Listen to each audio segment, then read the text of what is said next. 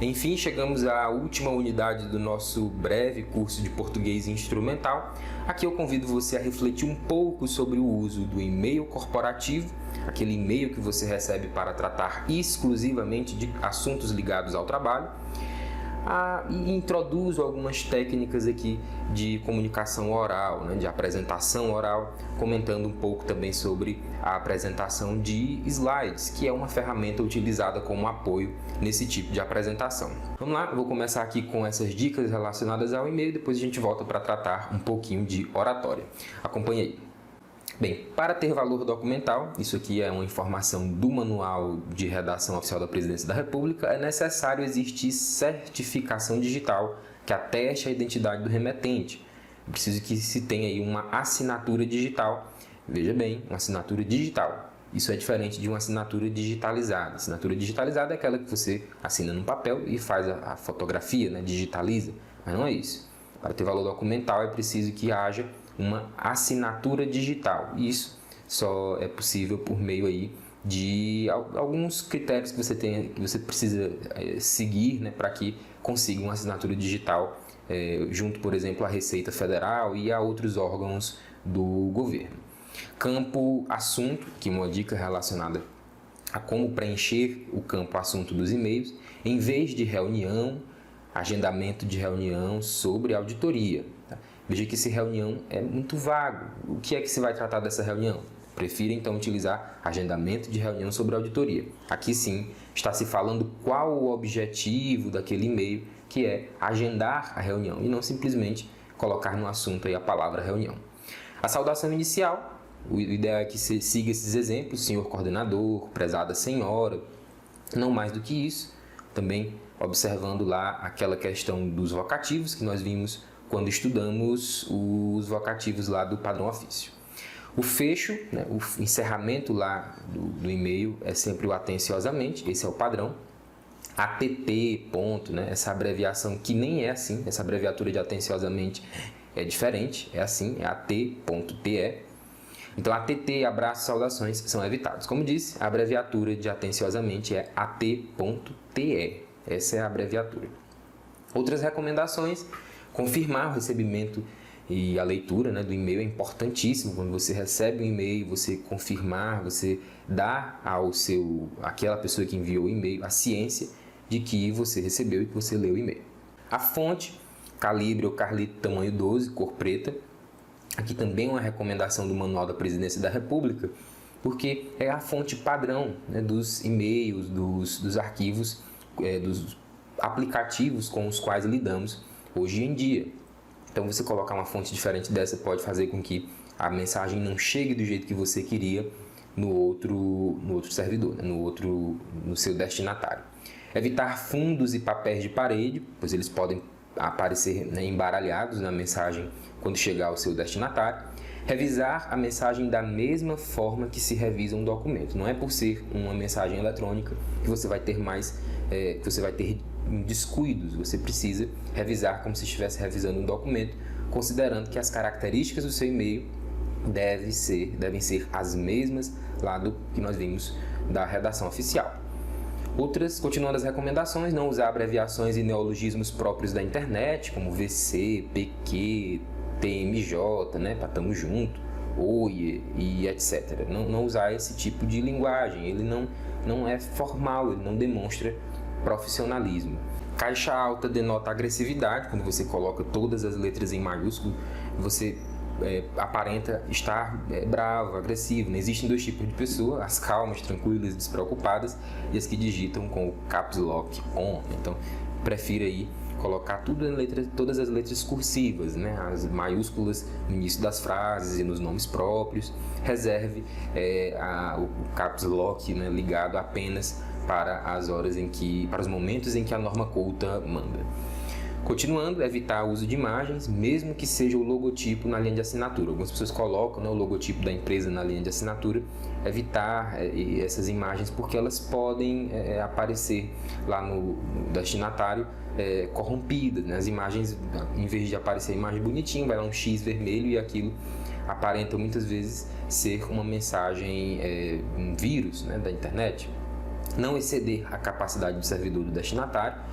Então não envie uma mensagem muito grande, muito longa, ou não coloque anexos muito pesados. Isso pode exceder a capacidade de recepção de mensagem do destinatário. Dispensar qualquer tipo de apelo iconográfico, dispense qualquer imagem. É assim que pode aparecer lá no destinatário, né? A imagem que você colocou aparece esse X vermelho. Linguagem formal ou informal condizente com o assunto e com o destinatário. Dependendo de quem seja o seu destinatário, você precisa ser mais ou menos formal. Tá? Então, é preciso tomar cuidado, nem ser sempre formal e nem ser informal demais em momentos que não pode. Veja aqui um exemplo. Caríssimo cliente, a vossa senhoria, com a deferência voz de que não prescindimos, deixamos as devidas escusas pela dissensão em suas informações cadastrais. O que este e-mail aqui está dizendo é que a empresa, né, pede desculpas porque as informações estão em desacordo, né, com o que havia combinado, né? Então deixamos as devidas escusas, pedir desculpa. Veja que isso é extremamente formal, é formal em demasia, né? Não precisa ser dessa forma, ainda mais tratando de um cliente. E, olá chefe, gostaria de conversar contigo sobre um aumento, acho que já está na hora de ser reconhecido pelo meu trabalho. Veja que esse assunto, o assunto aumento salarial, não é um assunto que requeira esse tipo de linguagem informal dessa maneira. Então, são dois exemplos aqui de desacordo, né, do que não fazer quando você estiver escrevendo um e-mail no âmbito empresarial. Continuando, tornar o contato mais ou menos pessoal de acordo com o objetivo. Né, se o seu objetivo é ser mais próximo, ser mais íntimo, você vai fazendo isso por meio do texto que você escreve. Se o seu objetivo é ser menos pessoal, tomar mais distância do seu destinatário, aí você escreve resguardando aí essa característica da impessoalidade. Evitar respostas vagas. Em vez de sua mensagem foi encaminhada para o setor responsável e em breve retornaremos, prefira sua mensagem foi encaminhada para o setor financeiro, ou seja, diga qual é o setor, e será respondida em até 5 dias úteis. Tente dar um prazo. Se você não conseguir dar um prazo, ao menos não deixe essa resposta vaga. Em breve retornaremos. Em breve pode ser hoje, pode ser amanhã, pode ser daqui a um ano. Então, tente estipular um prazo. Apresentar-se com convicção, né? Dizer não com elegância e dar sugestões. Jogar limpo com o destinatário, né? Não mentir, não tentar ludibriá-lo. Padronizar sem generalizar, isto é, você vai tratar as pessoas de um modo padrão, mas você não vai achar que todas as pessoas são iguais. Você tem aí que tomar cuidado com essa questão da padronização. Nós padronizamos a comunicação, mas nós não tratamos todos como se fossem a mesma pessoa. Cada um tem aí a sua especificidade que precisa ser considerada. Seja positivo, né? Ser negativo atrapalha, né, os negócios, então seja sempre positivo, dê soluções. Se o assunto é complicado, tente acalmar o cliente, jamais ser negativo. Reclamar sem ofender, principalmente se você está numa posição de comando, né? Tentar não ofender a pessoa. Nós estamos aqui no campo profissional e não no pessoal. Cobrar sem constranger, isso aqui também, especialmente se você está numa posição hierárquica superior. E jamais colocar informações urgentes ou importantes em anexos. Se é urgente, se é importante, coloque como no corpo do texto do e-mail. E-mail pessoal é diferente do e-mail profissional, então trate cada um do jeito que deve ser tratado. Verificar o sigilo e comprometimento das informações, tomar cuidado com quem tem acesso ao dispositivo no qual você acessa, né, o e-mail. Enviar resposta rápida, mesmo que a solicitação demande análise demorada. Assim que você receber o e-mail, responda logo. Se você precisar analisar com mais cuidado, avise no e-mail que você vai analisar a situação com mais cuidado. Mas faça questão de enviar uma resposta rápida. Revisar e assear a caixa de entrada.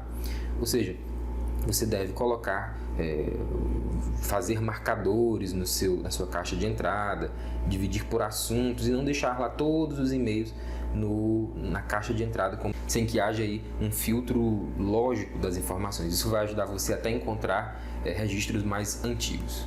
Bem, agora um rápido comentário sobre a oratória. A oratória, que é essa arte de falar bem, de tentar dar às outras pessoas todas aquelas informações que você deseja, de uma maneira que encante a outra pessoa e que você atinja aqueles objetivos que deseja. Na verdade, essas técnicas de comunicação oral são inúmeras, são diversas. Eu vou apresentar algumas poucas apenas para que você se sinta aí convidado a mergulhar nesse estudo interessante que é da oratória. Por que reconhecer essas técnicas, né? Porque em toda a comunicação oral, e aqui eu digo uma apresentação oral principalmente presencialmente falando, né? Aqui remotamente, como nós estamos tendo esse curso, é um pouco diferente, né? Mas quando você vai fazer uma apresentação oral presencialmente para seus chefes, para seus subordinados, ou até mesmo na sala de aula, em que você vai apresentar ali um seminário, você deve prestar atenção em alguns cuidados básicos. Afinal, essa apresentação também precisa ser profissional. Se você vai fazer essa apresentação num contexto acadêmico, num contexto científico, num contexto técnico, no contexto do seu trabalho, as pessoas esperam que quem esteja falando ali seja uma pessoa gabaritada para isso, principalmente se você estiver representando a sua instituição. As pessoas vão ver você, mas na verdade elas vão estar avaliando o poder da sua empresa de selecionar bem as pessoas que vão falar sobre aquele tema. Então é importante demais que você domine certas técnicas, assim como nós fizemos em relação ao uso do e-mail, você também precisa fazer em relação à apresentação oral. Vou também dar algumas dicas nesse momento sobre o uso dos slides, né, que são um apoio importante em muitos momentos de apresentação oral. A primeira dica é sempre aquela: a apresentação oral que você vai fazer precisa ser tão encantadora, tão dinâmica e tão interessante quanto a apresentação que você deseja ver. Pense sempre que você, quando está assistindo a uma apresentação, quer ser dinamizado, quer que você seja ali contemplado nas suas dúvidas, nos seus anseios, mas que você também seja encantado, né, por aquele apresentador. Então, quando for a sua vez de apresentar, você também precisa fazer assim. Mas eu não domino essas técnicas. Isso é uma coisa que a gente aprende com o tempo, são habilidades que nós exercitamos, nós não nascemos com elas. É diferente aí de aprender a falar, por exemplo, nós aprendemos intuitivamente, aprender a caminhar, aprender a todas essas nossas habilidades tácitas, elas são aprendidas naturalmente com o tempo. Agora, já que se você desejar mergulhar nesse oceano da apresentação no âmbito profissional, você precisa exercitar essas técnicas que eu vou apresentar aqui. Algumas delas, apenas uma introdução, afinal é um mundo vasto aí que você tem para conhecer. Vamos ver algumas dicas. Sempre prepare um roteiro de apresentação, isso é básico, né? A forma clássica do seu roteiro deve ser introdução, desenvolvimento e conclusão. Qualquer coisa que você for apresentar precisa passar por essas 3 etapas. Você introduz o assunto, você desenvolve o assunto, você conclui o assunto. Tente criar um enredo. A criação de um enredo é um conflito inicial que serve de base para a argumentação.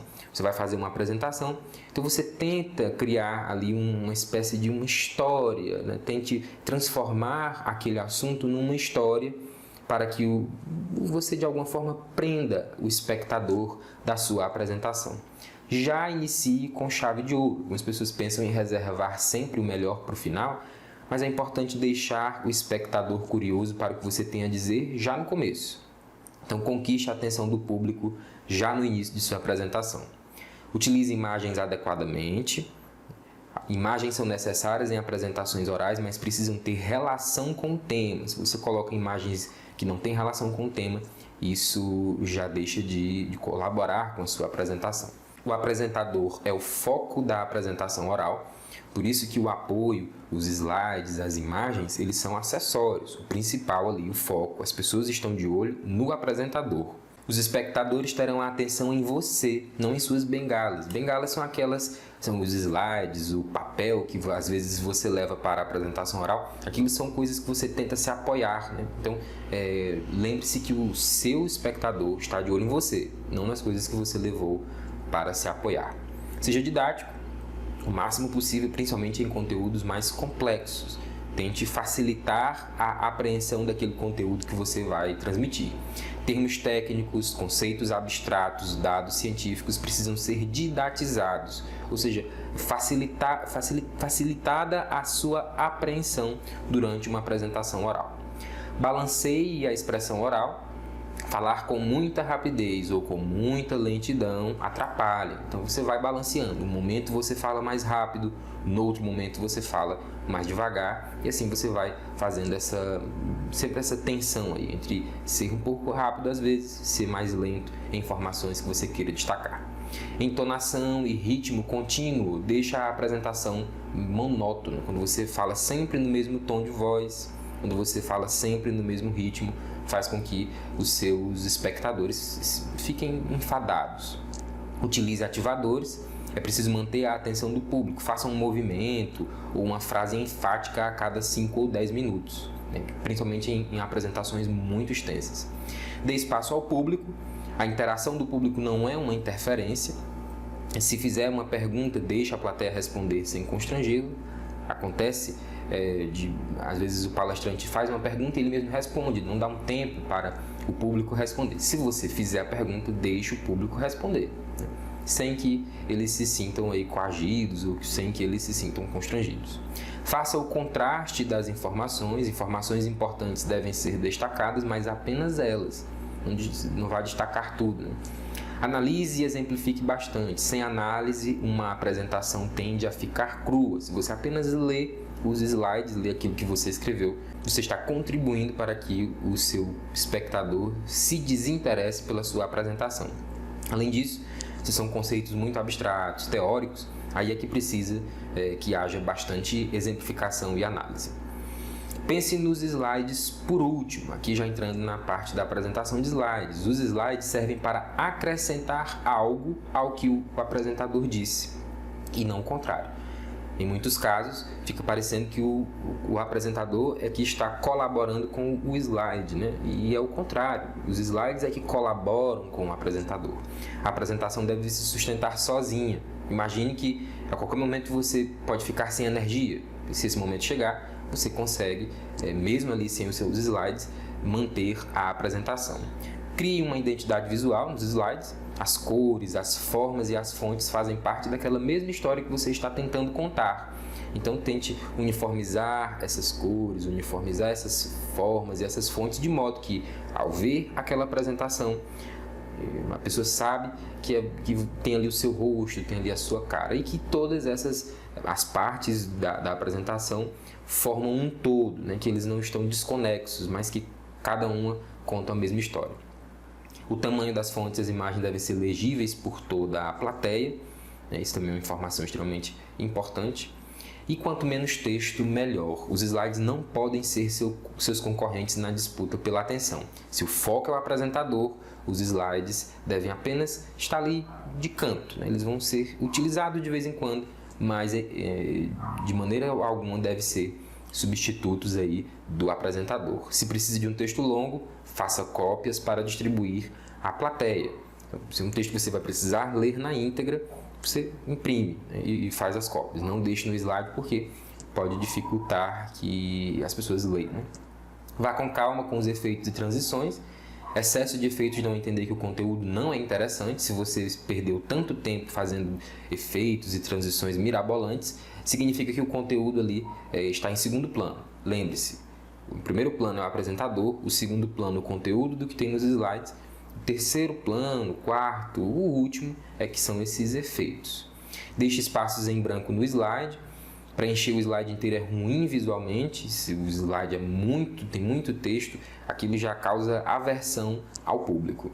Treine sua apresentação de slides e revise. É importantíssima essa etapa para que você saiba o tempo, a duração da sua apresentação, para que você, nesse momento, veja se não há ainda algum erro. Evite a todo custo travessões no início de tópicos, sempre utilizar esse ponto, essa marquinha, né, essa risca e jamais travessões. Destaques sublinhado e itálico, não faça isso. Prefira o destaque negrito. Itálico reserve sempre para as palavras estrangeiras. Isso nós já comentamos quando do padrão ofício. Variedade de fontes no mesmo slide. Evite isso. Sempre mantenha a mesma fonte tipográfica. Créditos com tamanho grande. Se você vai dar o crédito de uma imagem, coloque em tamanho pequeno. O crédito ele é relevante, mas ele não é uma informação que precise ser destacada. Foto do apresentador, dos apresentadores, evite. A não ser que seja uma apresentação bastante informal, mas uma apresentação formal, evite a foto do apresentador. Você já está na frente, né? As pessoas não precisam lhe ver também no slide. E vídeos com mais de 30 segundos. Se for um vídeo muito extenso, vai tirar o foco de você. Vídeos até 30 segundos, ok. Mais do que isso, evite. Pois bem, esse é o nosso curso. Chegamos aqui ao final.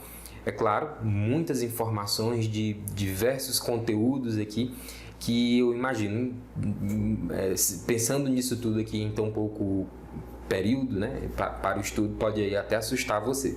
Mas se acalme.